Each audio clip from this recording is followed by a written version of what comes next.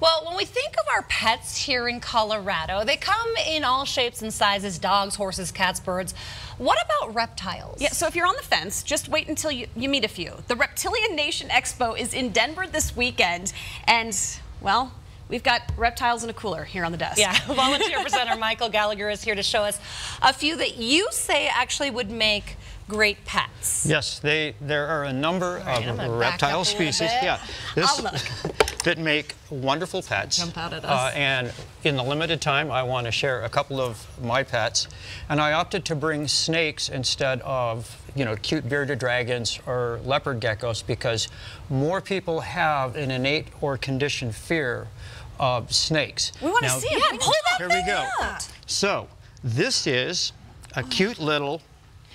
Was formerly boa constrictor imperator, which is the smaller of the two boa constrictors. Can I hold it? Absolutely. Very, very friendly. This is Andy Walsh, pretty in pink. Oh, yeah. And she was a thank you gift from Skull Crushing Reptiles in Colorado Springs, an excellent breeder for doing outreach work. Everything I do is volunteer and education. Can she bite? She is really hard to get her to bite. She's never snapped. They're a friendly, docile species. So if you like ball pythons as pets, a boa imperator is a great option. She's a pink hypomelanistic, which means that she's missing some of her dark pigment, but she's not an albino. So you're saying she can bite?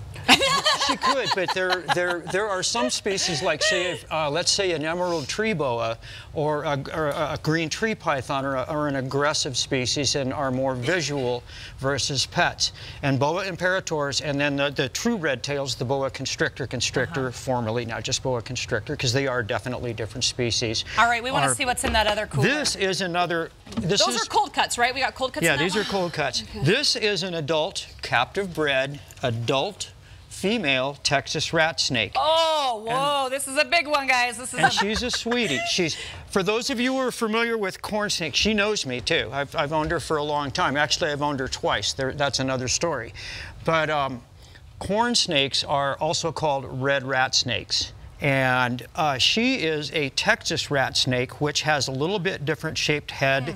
They grow a little longer, and as you can possibly see, she has these orange underscales. She was line bred. She's not a morph, but she was actually line bred for this lighter color, probably from a central Texas rat snake line. And they have this distinct black head and a little bit more bug-eyed than a corn snake. And as you can see, she's really comfortable being around me. She was this docile when I bought her as a juvenile.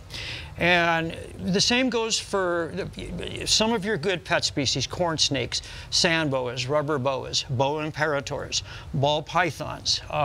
If we have time, we'll talk about care, but we really don't need to.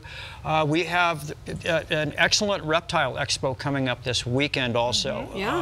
So that is definitely worth checking out. Would either of these like to eat a chihuahua? Molly's got one. No, they would not. Do they eat mice? Because yes, I these growing up.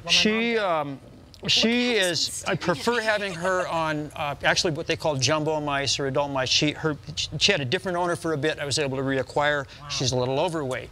Well, and then she's on basically mouse hoppers. Well, I certainly wish we had more time. I could sit longer between these two snakes, but unfortunately we don't. Thank you so much for joining us and bringing these guys in. If reptiles are your things, the Reptilian Nation Expo is this weekend at the National Western Complex. Go check it out.